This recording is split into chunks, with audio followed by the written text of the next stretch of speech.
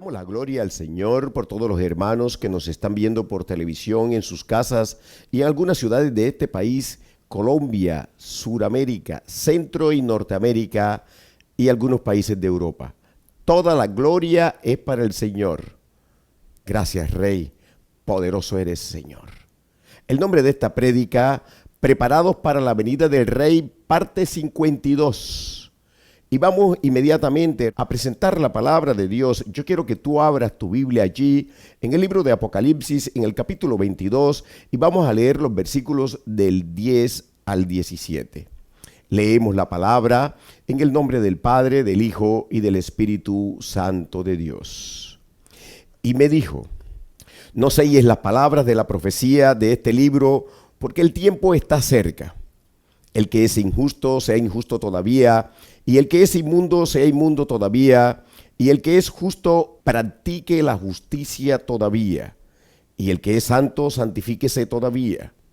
He aquí yo vengo pronto, y mi galardón conmigo, para recompensar a cada uno según sea su obra. Yo soy el Alfa y la Omega, el principio y el fin, el primero y el último.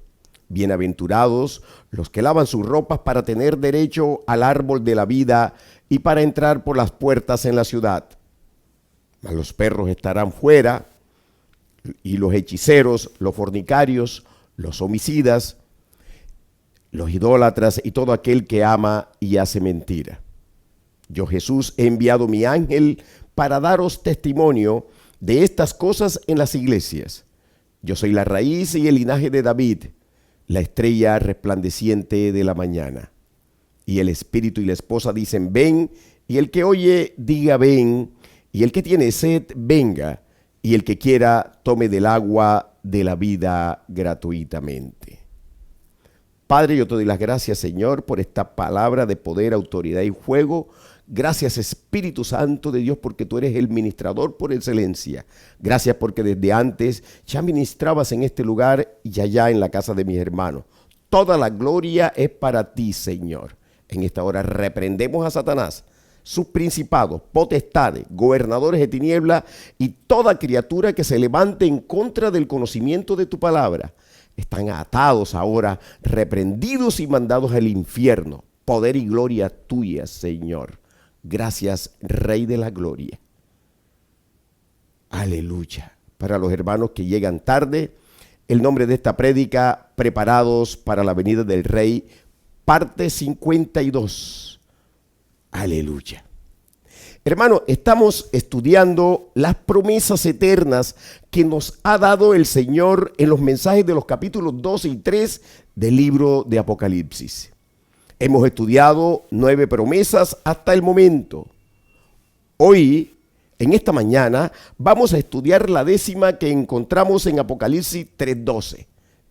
Al que venciere, yo lo haré columna en el templo de mi Dios, y nunca más saldrá de allí. Y escribiré sobre él el nombre de mi Dios, y el nombre de la ciudad de mi Dios, la nueva Jerusalén, la cual desciende del cielo de mi Dios, y mi nombre nuevo.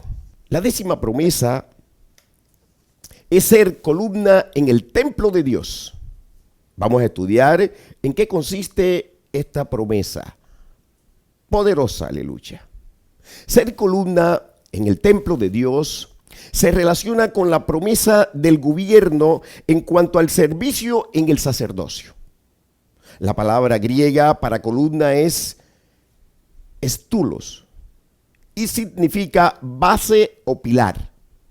Y el templo alude a dicho servicio en el sacerdocio.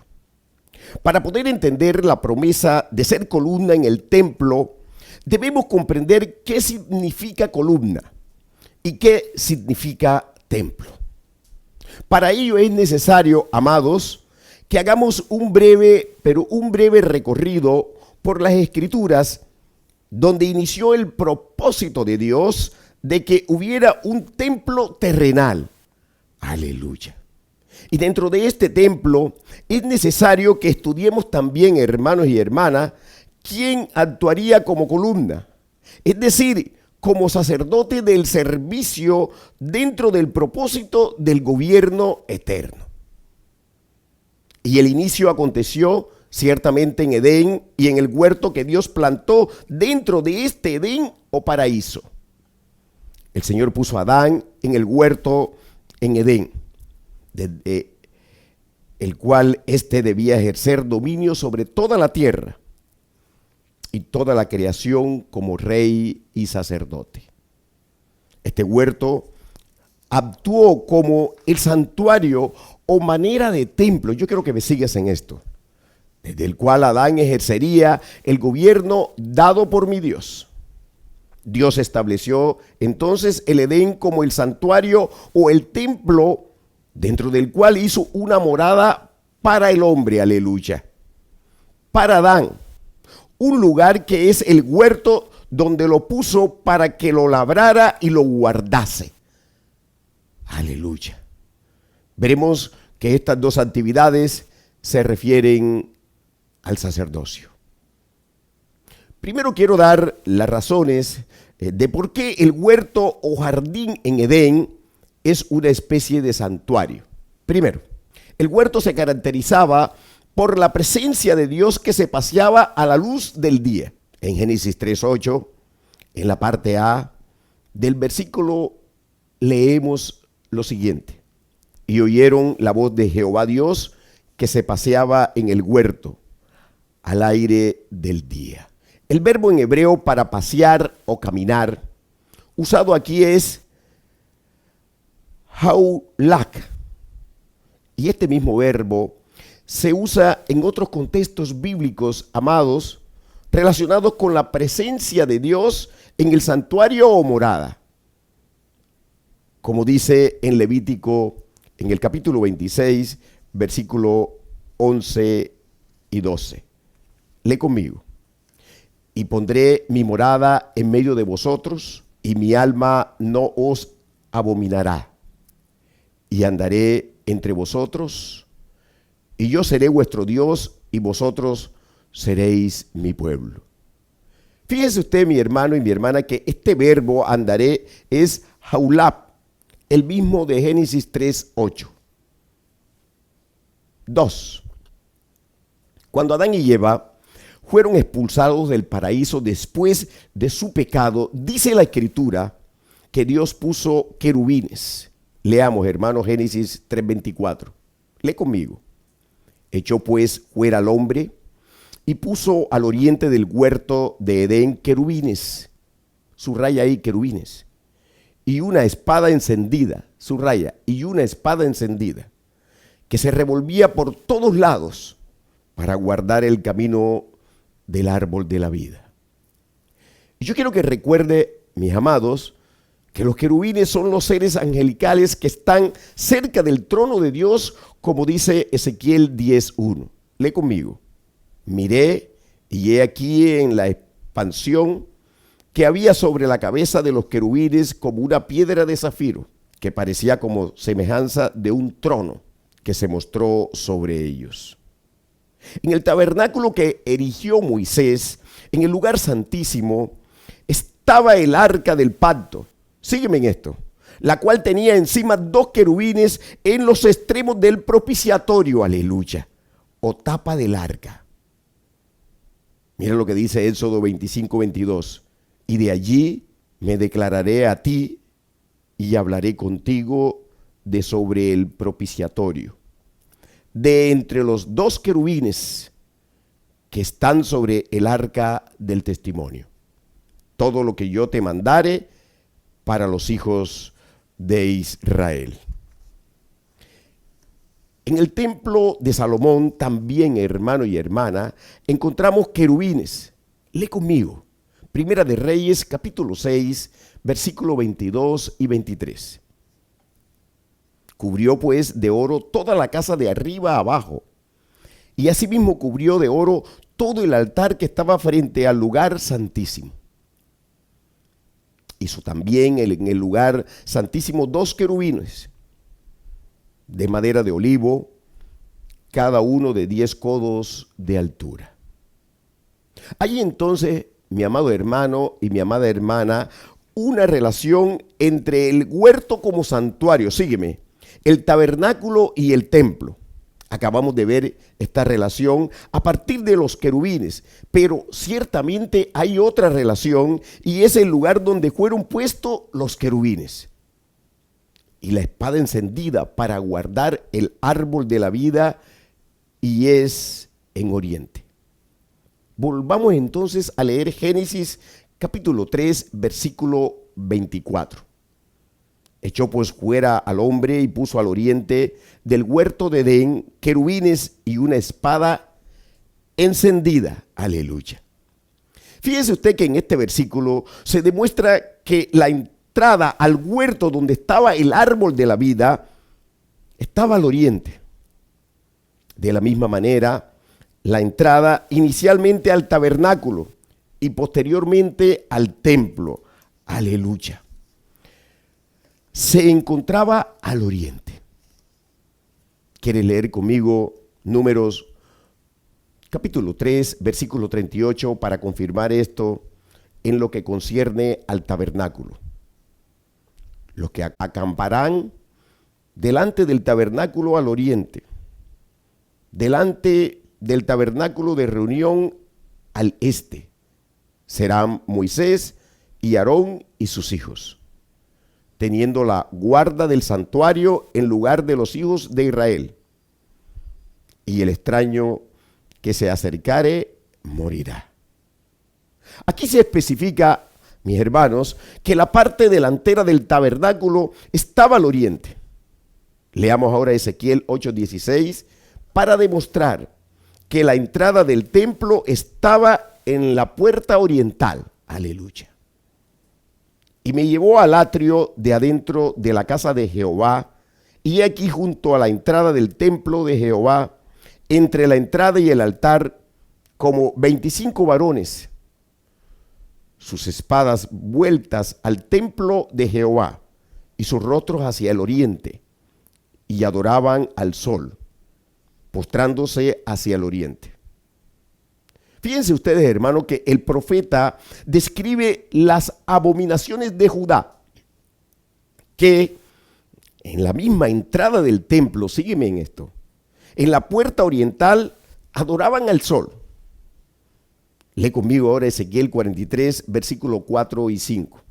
Y la gloria de Jehová entró en la casa por la vía de la puerta, que daba al oriente. Y me alzó el espíritu y me llevó al atrio interior. Y he aquí que la gloria de Jehová llenó la casa. Aleluya. El profeta ciertamente describe el templo milenial cuando Cristo entre al templo como rey y sumo sacerdote con la iglesia, su esposa, nosotros, ya glorificados, que seremos reyes y sacerdotes. Alabado sea el Señor. Hermano, veamos ahora la tercera razón de por qué el huerto o jardín en Edén es una especie de santuario. 3. Dios puso a Adán en el huerto para que lo labrase y lo guardase. ¿Me está siguiendo? Estas dos actividades de labrar y guardar están relacionadas con el sacerdocio por cuanto los términos hebreos son usados más adelante, hermano, en la relación con el servicio de los levitas en el tabernáculo y el templo. La palabra en hebreo para labrar es auab, que significa trabajar y servir. Y la palabra hebrea para guardar es saumar, que significa acercar, vigilar, atender, proteger. Estas palabras aparecen en Números, en el capítulo 3, versículo del 6 al 8. Por favor, lo buscas y lo lees conmigo. Haz que se acerque la tribu de Leví y hazla estar delante del sacerdote Aarón para que le sirva y desempeñen el encargo de él y el encargo de toda la congregación delante del tabernáculo de reunión para servir en el ministerio del tabernáculo. Y guarden todos los utensilios del tabernáculo de reunión y todo lo encargado a ellos por los hijos de Israel y ministren en el servicio del tabernáculo.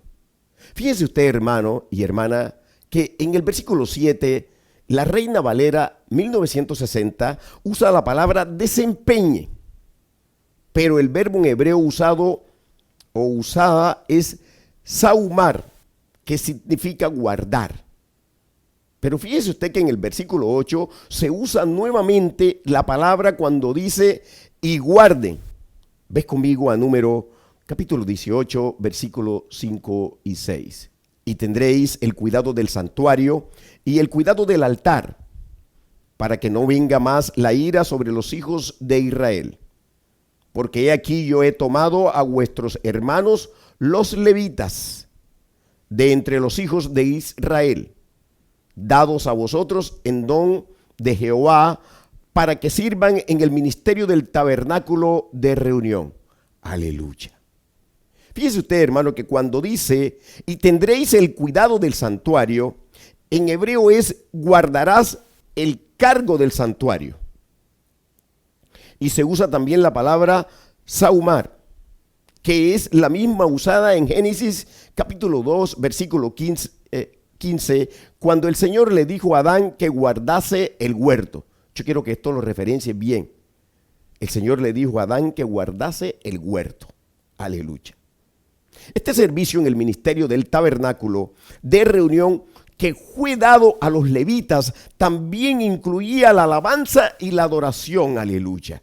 De tal manera, hermano y hermana, que partiendo de las relaciones que acabo de explicar, se puede decir que Adán simbólicamente era como un levita encargado. Yo quiero que me sigas en esto, hermano, de ministrar y adorar en el santuario. El templo, que era el huerto en el cual lo puso mi Dios. La morada que le preparó especialmente para él y para la mujer que crió después a partir de su costilla. Pero el hombre falló en lo que Dios le había encomendado, y después que fue expulsado, el Señor tuvo que poner querubines y una espada con una característica especial, y es que estaba encendida. Yo quiero que subrayes allí, encendida. Estoy hablando de la espada. Y esta espada guardaba el camino del árbol de la vida.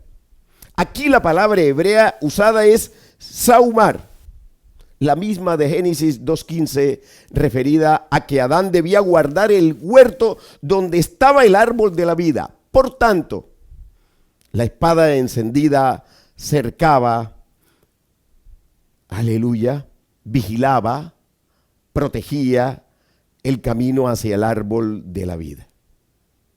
Esta espada simboliza la palabra de Dios, que es más cortante que toda espada de dos filos, que es antorcha que alumbra en lugar oscuro. Adán dejó de guardar entonces la palabra de Dios, el mandamiento que guardaba a su vez su comunión y unión con el Señor, con Dios, la vida eterna, su inmortalidad, su gozo y sus promesas. Alabado sea el Señor. Mire, hermano, usted se puede dar cuenta que Dios reiteró la relación del paraíso o Edén y el huerto o morada y el santuario con la tierra prometida, la ciudad de Jerusalén y el templo con la ley. La palabra de Dios, hermano, mire, en el centro, la cual tuvo la función de guardar las promesas eternas que fueron truncadas porque ciertamente Adán pecó. Ahora quiero que note que ya en el nuevo pacto se continúa con el concepto de santuario y de templo con la iglesia santa formada por miembros que son templos del Espíritu Santo, morada de Dios en el Espíritu, gracias a la obra redentora de Cristo. Y quiero detenerme ciertamente aquí un poco. La evidencia de que el pacto edénico es eterno y está vigente con todas sus promesas, las cuales Dios cumplirá como lo planeó desde el principio, está en que Jesús vino como segundo o postrer Adán. Aleluya. El primer Adán destruyó su comunión perfecta con Dios.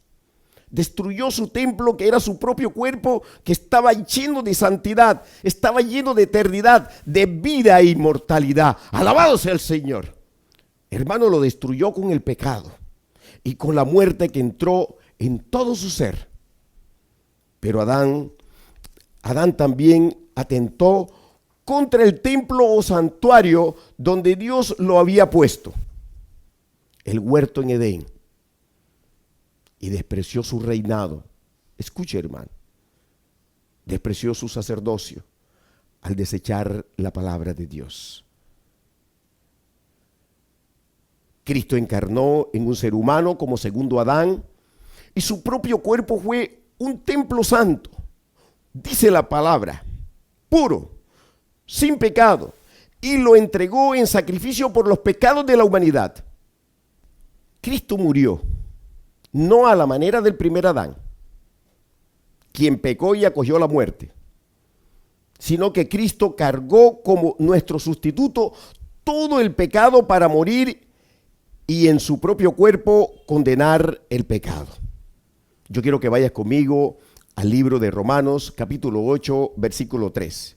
Mira cómo dice: porque lo que era imposible para la ley, por cuanto era débil por la carne, Dios, enviando a su Hijo en semejanza de carne de pecado, y a causa del pecado, condenó al pecado en la carne.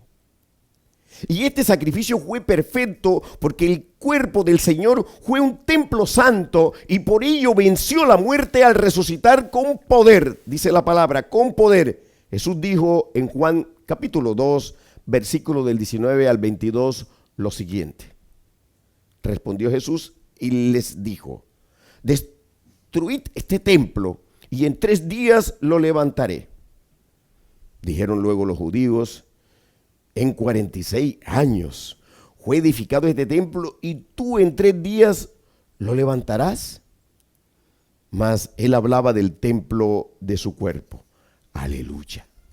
Por tanto, cuando resucitó de entre los muertos, sus discípulos se acordaron que había dicho esto y creyeron la escritura y la palabra que Jesús había dicho. Alabado sea el Señor. Ahora nosotros, la Iglesia Santa, los hijos de Dios, somos templo del Espíritu Santo. Mira lo que dice Primera de Corintios, capítulo 6, versículos 19 y 20. Puedes leer conmigo, búscalo por favor. ¿O ignoráis que vuestro cuerpo es templo del Espíritu Santo, el cual está en vosotros, el cual tenéis de Dios, y que no sois vuestros, porque habéis sido comprados por precio? Glorificad pues a Dios en vuestro cuerpo y en vuestro espíritu, los cuales son de Dios. En Efesios, en el capítulo 2, versículo 21 y 22, dice lo siguiente: en quien todo el edificio, bien coordinado, va creciendo para ser un templo santo en el Señor, en quien vosotros también sois juntamente edificados para morada de Dios en el Espíritu. En esta dispensación, quiero que me sigas en esto, la iglesia, formada por templos del Espíritu Santo, ha sido puesta como columna y baluarte de la verdad. Yo quiero que subrayes eso: columna y baluarte de la verdad. Te estoy hablando de la iglesia. Es decir, guardadora de la palabra de Dios. Qué encargo tan maravilloso, hermano. De la misma manera como Adán fue puesto como guardador y labrador del huerto donde estaba el árbol de la vida, y debía guardar la palabra, el santo mandamiento. Aleluya. Y la iglesia, escucha bien esto, y la iglesia que desecha, como lo hizo Adán, esta función sacerdotal de ser columna y guardadora de la verdad, de la palabra, no será columna en el templo de Dios. Perderá esta y las otras promesas eternas. Aleluya. Y muchas iglesias y creyentes han fallado como lo hizo Adán. Han pecado, han abandonado la palabra de Dios, han dejado de ser templo y morada del Espíritu Santo por la apostasía, hermanos y hermanas. Muchos han soltado la espada encendida, que es la espada del Espíritu Santo, y ha perdido la entrada al paraíso, a Edén, al árbol de la vida, a la nueva Jerusalén, al tercer cielo, y le están cerrando e impidiendo la entrada a muchos, pues los engañan con palabra de hombre, con palabra lisonjera, con palabra corruptible, aplicada a este siglo malo y a la tierra postdiluviana. Pero hay un remanente, eso debe de alegrarte, hermano, y tú haces parte de ese remanente.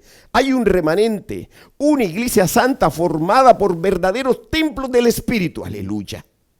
Ahora, hermanos, somos templos de Dios, y cuando seamos resucitados, sígueme en esto, glorificados y arrebatados, iremos al tercer cielo, al paraíso donde está la nueva Jerusalén. Alabado sea el Señor. Dale la gloria a Dios por esto.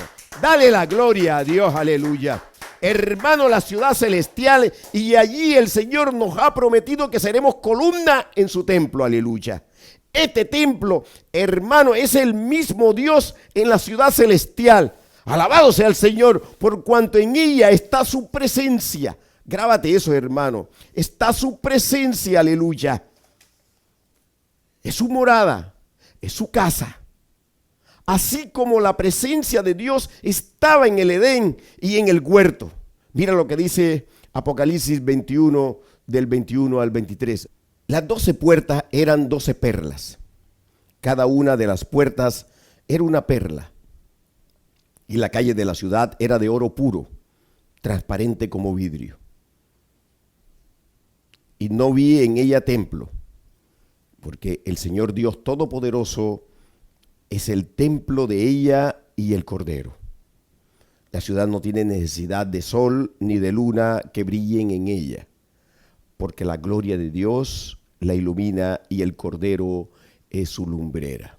En la ciudad celestial seremos columna, porque ejerceremos el sacerdocio y el reinado. La manera de establecer el templo como el paraíso y el huerto como la morada dentro de ese gran santuario la volvemos a encontrar al final de la Biblia en el Apocalipsis, cuando el Señor habla de la nueva Jerusalén que baja del tercer cielo, aleluya, para establecerse en la tierra nueva. Y sabemos que dentro de esta ciudad celestial la iglesia tiene moradas, tiene un lugar preparado por el mismo Señor Jesucristo, por cuanto en Juan 14 del 1 al 3 dice: no se turbe vuestro corazón. ¿Creéis en Dios? Creed también en mí. En la casa de mi Padre muchas moradas hay. Si así no fuera, yo os lo hubiera dicho. Voy pues a preparar lugar para vosotros. Y si me fuere y os preparare lugar, vendré otra vez. Subraya esto: vendré otra vez. Y os tomaré a mí mismo, para que donde yo estoy, vosotros también estéis. Cuando el Señor Jesucristo dice que va a preparar lugar para nosotros, hay una clara relación con el huerto. Ese huerto que plantó en Edén para Adán y su mujer, aleluya, su esposa. El Señor nos está diciendo en Juan 14 que al igual que preparó un lugar especial para Adán, sígueme, lo ha preparado para nosotros, aleluya. Ese huerto para Adán estaba dentro del paraíso. De la misma manera como el lugar o las moradas que el Señor Jesucristo dijo que iría a preparar para su iglesia están dentro de la nueva Jerusalén, la ciudad celestial, el paraíso, nuestro Edén. Alabado sea el Señor. Esas relaciones se pueden establecer, hermano y hermana, muy claros entre lo que acontece en Génesis capítulo 2 y lo que acontece en Apocalipsis capítulo 22. En ambos está la presencia del río de Dios, el río de agua de vida. Aleluya, hermano, que se remite al río que salía de Edén. Entraba al huerto y de allí se repartían en 4 brazos. Quiero que recuerdes esto, a los 4 puntos cardinales de la tierra. Aleluya. En Edén estaba el árbol de la vida en medio del huerto. De la misma manera, hermano, como el árbol de la vida está en medio de la calle de la Nueva Jerusalén, a un lado y otro del río. Aleluya. Ahora bien, el árbol de la vida en la ciudad celestial está estrechamente vinculado al río de agua de vida. Y de esta misma manera, el árbol de la vida en el huerto estaba estrechamente vinculado al río que salía de Edén y entraba al huerto y lo regaba. Lo inundaba de vida, dice la palabra, porque era un río de agua de vida, vida eterna, para una descendencia santa y eterna. Pues hemos aprendido, hermano, que la palabra de Dios relaciona los ríos y las aguas en general con la descendencia. Aleluya. Yo quiero que volvamos a leer, hermano, Génesis 2:9 y Apocalipsis 22:1. Y los comparemos, por favor. Génesis 2:9 dice: y Jehová Dios hizo nacer de la tierra todo árbol delicioso a la vista y bueno para comer, también el árbol de vida en medio del huerto y el árbol de la ciencia del bien y del mal. Y mira lo que dice Apocalipsis 22:2. En medio de la calle de la ciudad y a uno y a otro lado del río estaba el árbol de la vida, que produce 12 frutos, dando cada mes su fruto, y las hojas del árbol eran para la sanidad de las naciones. Yo quiero que subraye, hermano, la expresión en medio del huerto y en medio de la calle de la ciudad. Ahora quiero explicarte otra relación sumamente poderosa. El primer Adán fue puesto en el huerto, sígueme en esto, y en este huerto pecó, y entró la muerte a su espíritu, alma y cuerpo. Luego fue expulsado, fue excluido del huerto y de Edén, del paraíso. Y al pasar el pecado y la muerte a toda la humanidad, también todos hemos sido excluidos, hermanos, del paraíso, porque en Adán todos mueren, sígueme en esto, y ya no se puede tener acceso al árbol de la vida, ni al río del agua de vida. No tenemos acceso a la presencia de Dios, a su morada, a su casa, a su ciudad celestial. Pero hay una noticia maravillosa, hay una noticia muy buena. Hermano, yo diría que la mejor de todas. Vino el segundo Adán, aleluya, que se llama Jesucristo, cuyo cuerpo, cuyo templo santo y puro cargó nuestros pecados y fue entregado por nuestras transgresiones, y esto lo llevó a la muerte, pues murió por nuestros pecados, aleluya. En un huerto en Getsemaní, Cristo fue traicionado por Judas, en quien ya había entrado Satanás. Juan 18, versículo 1 y 2 dice, búscalo por favor y léelo conmigo. Habiendo dicho Jesús estas cosas, salió con sus discípulos al otro lado del torrente de Cedrón, donde había un huerto, en el cual entró con sus discípulos. Y también Judas, el que le entregaba, conocía aquel lugar, porque muchas veces Jesús se había reunido allí con sus discípulos.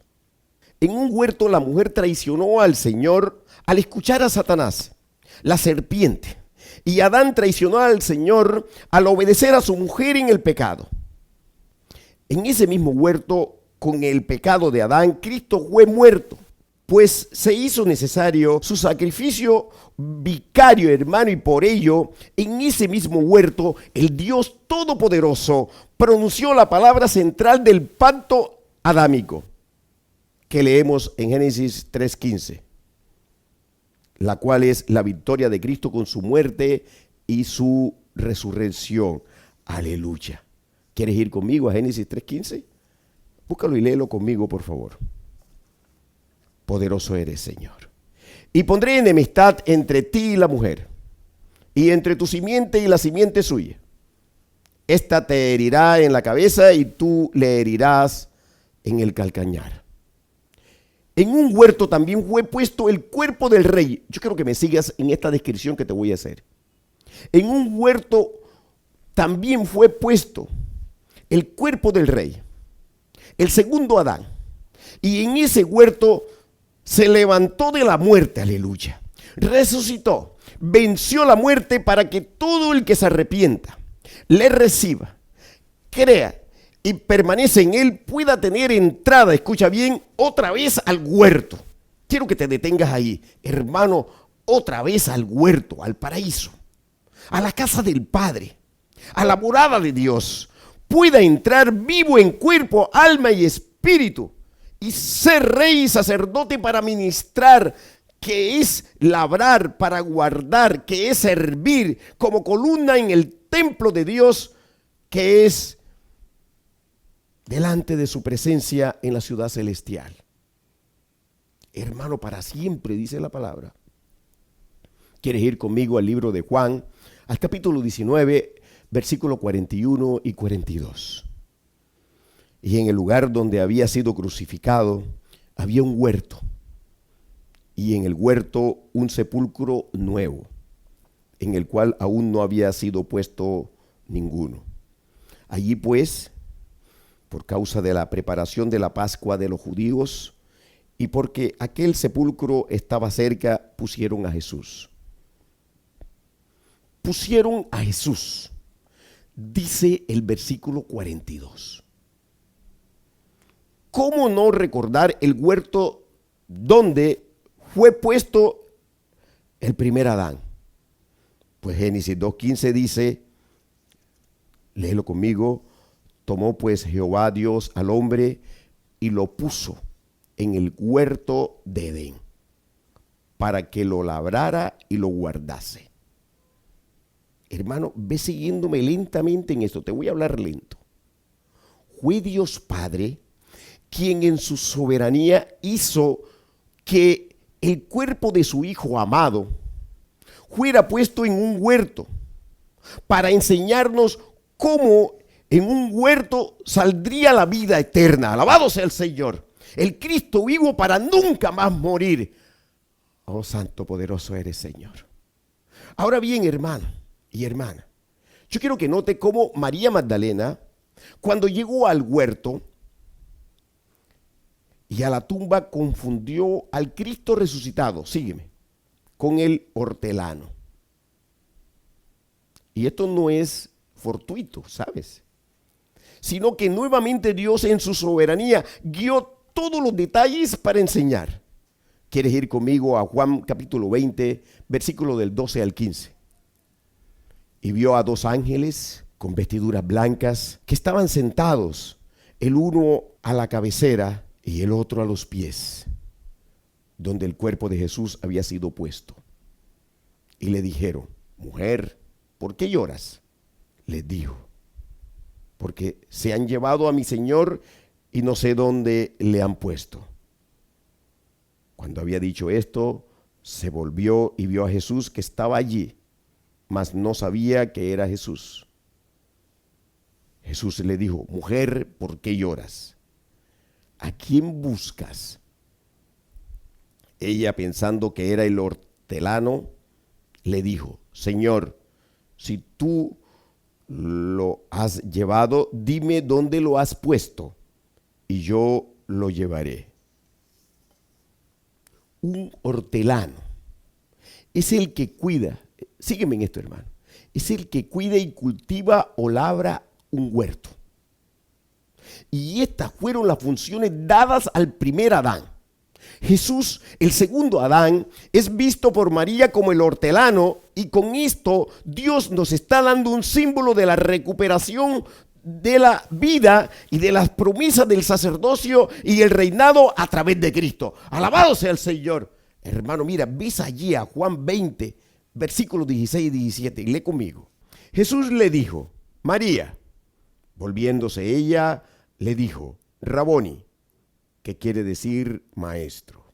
Jesús le dijo: no me toques, porque aún no he subido a mi Padre, mas ve a mis hermanos y diles: subo a mi Padre y a vuestro Padre, a mi Dios y a vuestro Dios. Mire este detalle: subo a mi Padre, dijo el Señor, a presentarse como la ofrenda viva en el lugar santísimo. en la Nueva Jerusalén, en el paraíso, para que todos los que creen y permanecen en él puedan también entrar, porque Cristo fue nuestro precursor, como dice Hebreos 6, versículos 19 y 20. Puede leer conmigo. La cual tenemos como segura y firme ancla del alma y que penetra hasta dentro del velo, donde Jesús entró por nosotros como precursor, hecho sumo sacerdote para siempre según el orden de Melquisedec.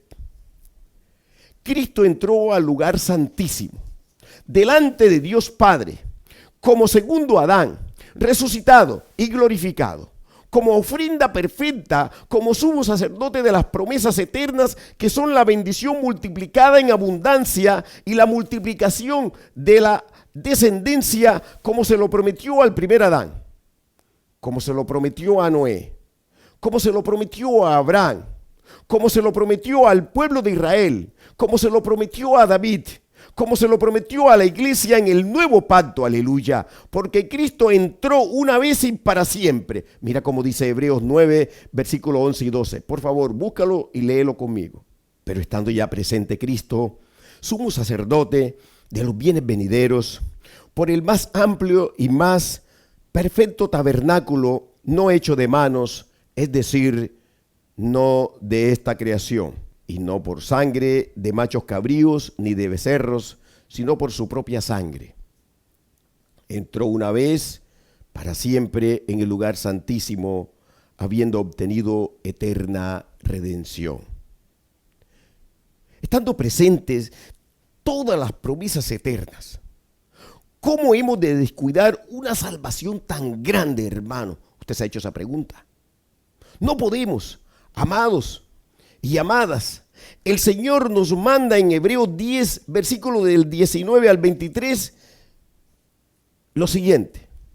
Así que, hermano, teniendo libertad para entrar en el lugar santísimo por la sangre de Cristo, por el camino nuevo y vivo que Él nos abrió a través del velo, esto es, de su carne, y teniendo un gran sacerdote sobre la casa de Dios, acerquémonos con corazón sincero, en plena certidumbre de fe, purificados los corazones de mala conciencia y lavados los cuerpos con agua pura.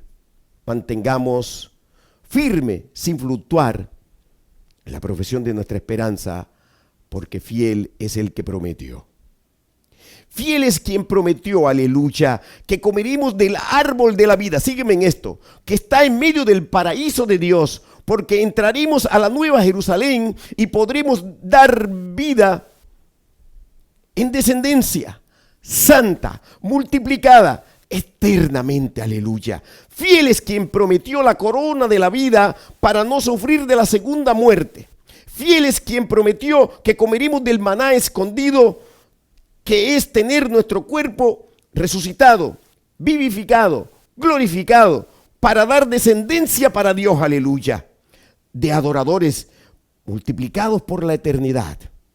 Fiel es quien prometió que recibiremos una piedrecita blanca con un nombre nuevo, aleluya, que es la promesa del sacerdocio, y nuevamente de la descendencia que heredará este sacerdocio para siempre. Fiel es el que prometió que nos dará un nombre nuevo, que se prolongará, hermano, para siempre en la descendencia santa y multiplicada. Fiel es quien prometió que nos dará autoridad sobre las naciones, el gobierno en el milenio y en el reino eterno, el sacerdocio y el reinado. Fiel es quien prometió que nos dará la estrella resplandeciente de la mañana, que es la promesa de la descendencia como las estrellas de los cielos, como le dijo el Señor a Abraham. Fiel es quien prometió darnos las vestiduras blancas del sacerdocio eterno, el que prometió mantener nuestros nombres escritos en el libro de la vida y confesarlo delante del Padre y de sus ángeles. Fiel es quien prometió hacernos columnas en su templo, en la Nueva Jerusalén, que es la 10ª promesa que hemos estudiado hoy. Fiel es el que ha dado las otras promesas de escribir en nosotros los nombres de Dios y de su ciudad, y de sentarnos en el trono del Señor. Las dos últimas promesas que estudiaremos en las siguientes prédicas, se los prometo. Padre, gracias, Señor. Gracias por tu palabra de poder. Gracias, Rey, que tu palabra siga ministrando los corazones de mis hermanos. Que coloquen esta palabra, Señor, en sus vidas, en su andar diario, Señor. Que vivan en ella, que se aferren a ella, que no se olviden de estas promesas gloriosas que tú nos has prometido, Señor, y que tenemos en arras. Yo te doy las gracias, Señor, y te bendigo en el nombre poderoso de Jesús. Amén y amén.